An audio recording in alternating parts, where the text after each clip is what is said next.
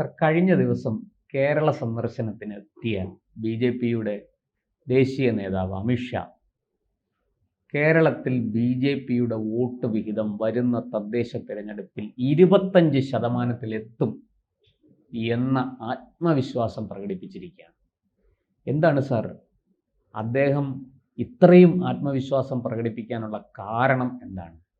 ഒരു സംശയമില്ല. അതിൽ 25 എന്ന് പറഞ്ഞ ടോൾ ക്ലെയിം ഒന്നുമല്ല ബി.ജെ.പിയെ സംബന്ധിച്ചിടത്തോളം. ഏതാണ്ട് ഇപ്പോൾ ഏകദേശം ശരാശരി ഒരു 22% എത്തിയിട്ടില്ലേ ബി.ജെ.പിയുടെ നിയമസഭാ? സാർ, ലോക്സഭാ തെരഞ്ഞെടുപ്പിൽ 20% അടുത്ത് എത്തിയിട്ടുണ്ട്. 19. ചില മണ്ഡലങ്ങളിൽ 22% കൂടി അതിനും മുകളിൽ എത്തിയിട്ടുണ്ട്. ചില സ്ഥലങ്ങളിൽ 2ാം സ്ഥാനത്ത് എത്തിയിട്ടുണ്ട്.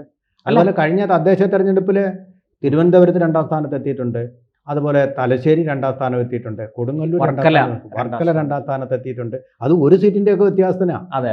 വർക്കലയിലും പിന്നെ അതുപോലെ തന്നെ എനിക്ക് തോന്നുന്നു കൊടുങ്ങല്ലൂരിലും കേവലം ഒരു സീറ്റിന്റെ പന്തളം മുനിസിപ്പാലിറ്റി പിടിച്ചടക്കി. നിസ്സാര കാര്യമല്ല. പിന്നെ പാലക്കാട് നിലനിർത്തി. ഇതൊക്കെ നിസ്സാര. ബി.ജെ.പിയെ സംബന്ധിച്ചിടത്തോളം അതിന്റെ ഫുട് പ്രിന്റ് ഇവിടെ ഉണ്ടാക്കാനായിരുന്നു പ്രയാസം. കാരണം എന്താ? ഫുട് പ്രിന്റ് ഉണ്ടാക്കാൻ ബി.ജെ.പി ജയിക്കാൻ പോകുന്നില്ലെന്നുള്ള ഒരു പൊതു ധാരണയുടെ അടിസ്ഥാനത്തിൽ ജനങ്ങളെല്ലാം ബി.ജെ.പി എന്തിനാ പ്രയോജനമില്ലാത്ത വോട്ട് ചെയ്യുന്നതെന്നുള്ള ഒരു വിശ്വാസമായിരുന്നു. ഇപ്പൊ അത് കാറ്റ് മാറി വീശിക്കൊണ്ടിരിക്കുകയാണ്. പാലക്കാട് നമ്മൾ വോട്ട് ചെയ്താൽ ബി.ജെ.പി ജയിക്കും എന്നൊരു തോന്നൽ വോട്ടർമാരുടെ വിഫലമാവില്ല. പാലക്കാടൻ കാറ്റ് ഇങ്ങനെ തെക്കോട്ട് വീശിക്കൊണ്ട് തെക്കോട്ട് വന്നിട്ട് തിരുവനന്തപുരത്ത് അതിശക്തമായിട്ട് പ്രചണ്ഡമായിട്ട് വീശിക്കൊണ്ടിരിക്കുക. പിന്നെ അവരുടെ പ്രഭാരിമാരെ ഇടയ്ക്കിടയ്ക്ക് സജീവമായിട്ട് ഇവിടെ പ്രവർത്തനം നടത്തുന്നു. എല്ലാം ഈ പത്രങ്ങളിൽ കൂടി വരുന്ന പ്രവർത്തനം മാത്രമല്ല, CPM-നെ പോലെ ബൂത്ത് തലങ്ങളിലും ഒക്കെയുള്ള പ്രവർത്തനങ്ങൾ അവർ നടത്തുന്നു. ഒരു മിനി കേഡർ സ്വഭാവം ആർജിച്ചിട്ടുണ്ട്. പിന്നെ RSSന്റെ ചിട്ടയാർന്ന പ്രവർത്തനം. അതുപോലെ തന്നെ നമ്മൾ അധികം കാണാതെ പോകുന്ന ഒരു കാര്യം, കേരളത്തിലെ ഇന്നത്തെ ഏറ്റവും വലിയ 2ാമത്തെ തൊഴിലാളി സംഘടന ബി.ജെ.പിയുമായി ബന്ധപ്പെട്ടതാണ്. അത് BMS ആണ്. അല്ല, CIQ കഴിഞ്ഞാൽ ഇന്ന് ഏറ്റവും ശക്തർ BMS ആണ്. BMSന്റെ കൂടി സാന്നിധ്യമില്ലാതെ ഇന്നൊരു തൊഴിൽ സമരം കേരളത്തിൽ വിജയിക്കില്ല. അല്ല, ഇന്ത്യയിലെ ഏറ്റവും വലിയ തൊഴിലാളി സംഘടന BMS. അത് ഇന്ത്യയിലെ ഏറ്റവും. കേരളത്തിൽ 2ാം സ്ഥാനത്ത് വരിക എന്ന് പറഞ്ഞാൽ വലിയൊരു അത്ഭുതമാണ്. കേരളത്തിന്റെ ഈ മണ്ണ് RSSനെ ചവിട്ടി മെതിച്ച് കൊന്ന് കുടിച്ചിട്ട മണ്ണാണിത് CPM. സർ, പണ്ട് ഈ BMS സ്ഥാപിച്ച് ഇവിടെ പ്രവർത്തനം ആരംഭിക്കുന്ന കാലത്ത് അതിന്റെ സ്ഥാപക നേതാവായ ദത്തോപാന്ത് തേങ്കിടി, അദ്ദേഹം ഒരു RSS പ്രചാരകനായിരുന്നു. അദ്ദേഹത്തിനോട് നമ്മുടെ CPM-ന്റെ സമുന്നതനായ നേതാവ് EMS നമ്പൂതിരിപ്പാട് പറഞ്ഞത്, ഒരു പ്രസംഗത്തിലാണ് പറഞ്ഞത്, ആ പരിപ്പ് ഇവിടെ വേവില്ല, അതിന് വെച്ച വെള്ളം അങ്ങ് വാങ്ങി വെച്ചേര്. പക്ഷേ നമ്മൾ പിന്നീട് കണ്ടത് ഈ ദത്തോപാന്ത് തേങ്കിടി അദ്ദേഹം ഈ പരിപ്പ് ഇവിടെ വേവിച്ച് അത് ഇടതുപക്ഷത്തെ കൊണ്ട് തന്നെ തീറ്റിച്ച കാഴ്ചയും ഈ തൊഴിലാളി യൂണിയൻ രംഗത്ത് നമ്മൾ കണ്ടു. സത്യമാണ്. പല കാര്യങ്ങളിലും BMS-നോടൊപ്പം നിൽക്കേണ്ടതായിട്ട് വന്നിട്ടുണ്ട്. അതെ. എന്ന് മാത്രമല്ല, ഇത് ബി.ജെ.പിയുമായിട്ട് ഡിസറ്റാച്ച്ഡ് ആണ്. അത് മറ്റേ ഇവരുടെ CITU പോലെ അല്ല. BMS എന്ന് പറഞ്ഞ ഒരു സ്വതന്ത്രമായിട്ട് ഒരു അസ്തിത്വ സംഘടന, ഒരു നിയന്ത്രണവും ഇല്ല അതിന്റെ പുറത്ത്. പരിവാർ സംഘടന അല്ല എന്നുള്ളതാണ്.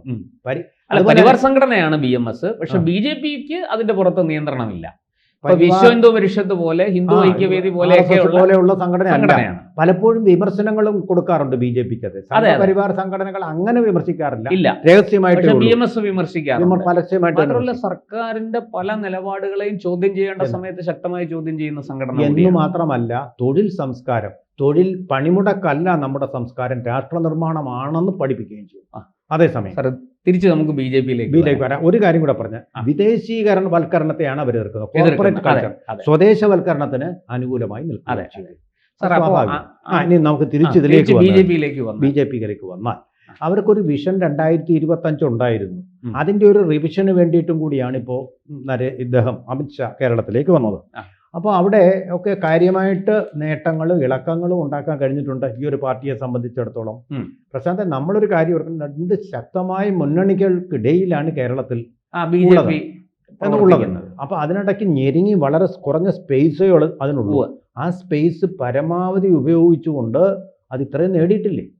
ഇത് തന്നെ അവിശ്വസനീയമാണെന്ന് എനിക്ക് തോന്നുന്നു. വാസ്തവത്തിൽ തലശ്ശേരിയിലൊക്കെ 2ാം സ്ഥാനത്ത് എത്തുക എന്ന് പറഞ്ഞാൽ അവരുടെ ബലിദാനികളെയെല്ലാം കൊന്നു കുഴിച്ചു മൂടിയിട്ട മണ്ണാണ്. തന്നെയല്ല, അതിലും വലിയ ഒന്ന്, ഈ RSSനെ പറ്റി വലിയ തെറ്റിദ്ധാരണകളാണ് അവരുണ്ടാക്കിയിരിക്കുന്നത്. ഇപ്പോൾ വോട്ട് ചോരി യാത്രയിലൂടെ രാഹുൽ ഗാന്ധി തെരഞ്ഞെടുപ്പ് കമ്മീഷനെ പറ്റി ഉണ്ടാക്കുന്ന ആ നെറേറ്റീവ് ഉണ്ടല്ലോ, അതിനേക്കാൾ മോശമായി RSS എന്ന് പറഞ്ഞാൽ അതൊരു കൊലപാതകങ്ങളുടെ സംഘടനയാണ്.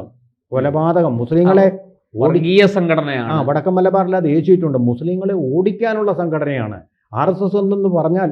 ഈ രാഹുൽ മുസ്ലിം വിരുദ്ധമാണ്. അപകടം പിടിച്ച എന്തോ ആണെന്നുള്ളതാണ് ആ ഒരു വിശ്വാസധാരയാണ് അവർ പുറത്തുനിന്ന്. കാരണം ഈ പൊതുവെ പുസ്തകങ്ങളോ അല്ലെങ്കിൽ ഇതിൻ്റെ ഗ്രന്ഥങ്ങളോ വായിക്കാത്ത ആൾക്കാർ അങ്ങനെ ധരിച്ചു വെച്ച് ആ ഒരു മസ്തിഷ്ക പ്രക്ഷാളനത്തിൽ CPM വളരെ മുമ്പോട്ട് പോയിട്ടുണ്ട്. അതിൽ നിന്ന് വീണ്ടെടുക്കുക എന്ന് പറയുന്നതാണ് പ്രയാസം. കടലിൻ്റെ അടിത്തട്ടിലേക്ക് പോയൊരു സാധനം, നമ്മളിപ്പോൾ ടൈറ്റാനിക്കിൻ്റെ തന്നെ എത്ര കഠിന ഭഗീരഥ പ്രയത്നമാണ് വേണ്ടി വന്നത് വീണ്ടെടുക്കാൻ എന്ന് പറയുന്ന പോലെ ഒരു പരിശ്രമത്തിലൂടെ അവരുടെ ചെങ്കോട്ടയായ തലശ്ശേരിയിൽ എസ്റ്റാബ്ലിഷ് ചെയ്യാൻ കഴിയുന്നു എന്ന് പറയുന്നത് നിസ്സാര കാര്യമല്ല. അവിടുന്ന് ഇത് ഉയരുക എന്ന് പറഞ്ഞാൽ വീണ്ടെടുത്തു കഴിഞ്ഞു. ഇനി അതിൻ്റെ മുകളിൽ ഇനി പണിയുക എന്ന് പറയുന്നത് അത്ര പ്രയാസമുള്ള കാര്യമല്ല. അതുകൊണ്ടാണ് ഈ ആത്മവിശ്വാസമാണ് അമിത്ഷായെ കൊണ്ട് 25% വോട്ട് എന്ന് പറയിക്കുന്നത്. അതിനിപ്പം ചിട്ടയാർന്ന പ്രവർത്തനം, ഓർക്കസ്ട്രേറ്റഡ് ആണ് ഇവരുടെ ക്യാമ്പയിൻ. അവർ ഒരു 21 കർമ്മപരിപാടി പ്രഖ്യാപിച്ചിട്ടുണ്ട്. വികസനമാണ് മുഖ്യ അജണ്ട. അതുപോലെ തന്നെ വളരെ പ്രധാനപ്പെട്ട ഒരു കാര്യം, കേരള ഗവൺമെൻറ് രാജ്യരക്ഷയ്ക്ക് വേണ്ടിയിട്ട് യാതൊരു കാര്യവും ചെയ്യുന്നില്ല എന്ന് പറയുന്നു. വളരെ പ്രധാനപ്പെട്ട ആഭ്യന്തരമന്ത്രിക്ക് കിട്ടിയ ഇൻ്റലിജൻസ് ഇൻപുട്ടാണ്. കേരളത്തിൻ്റെ തീരദേശം ഏറ്റവും കൂടുതൽ തീരദേശമുള്ളത് കേരളത്തിനാണ്. ആ തീരദേശം മുഴുവൻ ഇപ്പോൾ വലിയ സുരക്ഷാ ഭീഷണി നേരിടുകയാണെന്നാണ് പറയുന്നത്. അവിടെ മുഴുവൻ ഒരു വിഭാഗം ആൾക്കാർ വിലയ്ക്ക് വാങ്ങിച്ചു കഴിഞ്ഞു തീരദേശം മുഴുവൻ, ആ ബെൽറ്റ് മുഴുവൻ. നമ്മളിങ്ങനെ നമ്മുടെ അലസമായ പ്രസാദമധുരമായ സമീപനം കൊണ്ട് ഇതൊന്നും തിരിച്ചറിയുന്നില്ല. ഒരു വളരെ ഓർക്കസ്ട്രേറ്റഡ് ആയിട്ടുള്ള ഒരു പ്ലാൻ BJPക്ക് മാത്രമല്ല ഈ ഭീകരവാദത്തിനുമുണ്ട്. അവർ ഈ കേരളത്തിൻ്റെ തീരം മുഴുവൻ കൈയടക്കി. ഈ തീരത്താണ് മാറാണ്ട് പോലുള്ള പ്രദേശങ്ങൾ വരുന്നതെന്ന് നമ്മൾ ഓർക്കണം. പൂന്തുറ, അപകടം പിടിച്ച സ്ഥലങ്ങൾ ഉണ്ടാവുന്ന സാക്ഷ്യം വഹിച്ച വർഗീയത ആളിക്കത്തിക്കാൻ പറ്റിയ പ്രദേശം മുഴുവൻ. പക്ഷേ സാറേ, അദ്ദേഹം പറഞ്ഞിരിക്കുന്നത് ഇത് സംബന്ധിച്ച കൃത്യമായ വിവരങ്ങൾ അറിയിക്കേണ്ട സമയത്ത് തന്നെ സംസ്ഥാന സർക്കാരിനെ അറിയിച്ചു, പക്ഷെ നടപടി എടുത്തില്ല എന്നാണ് അദ്ദേഹം പറയുന്നത്. അവരെടുക്കില്ല. കാരണം അത് പ്രീണനത്തിന് തടസ്സമാവും. അതുകൊണ്ട് അവരെടുക്കില്ല. നമുക്കറിയാമല്ലോ, എടുക്കില്ലല്ലോ.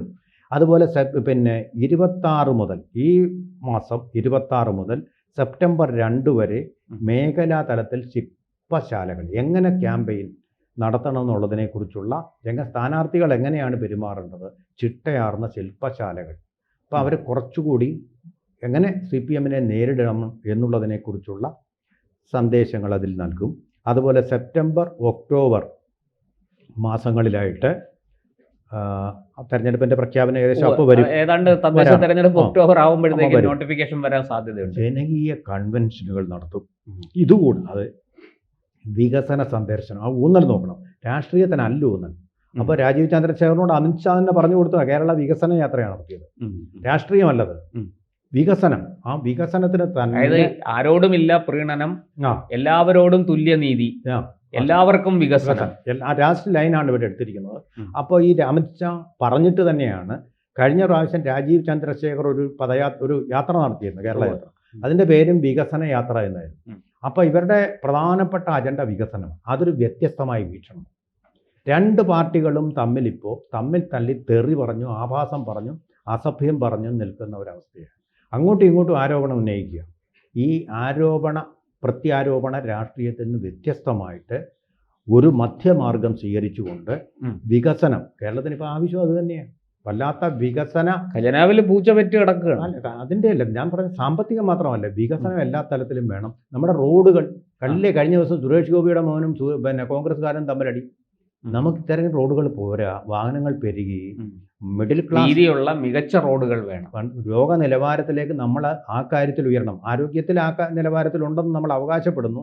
പക്ഷേ വളരെ ആഫ്രിക്കൻ രാജ്യങ്ങളിലെ പോലുള്ള പരാജയങ്ങളും ഉണ്ട് നമുക്ക്, അതും ഓർക്കണം. അല്ല, കെട്ടിടം തകർന്ന് അതിന്റെ ഇടയിൽപ്പെട്ട് മരിക്കുന്ന അവസ്ഥ വരെ കേരളത്തിലുണ്ട്. അതാണ് ഞാൻ പറഞ്ഞത്. ആഫ്രിക്കയും ഉണ്ട്, യൂറോപ്പും ഉണ്ട്. നമുക്ക് രണ്ടും നമ്മൾ മറന്നുകൂടാ.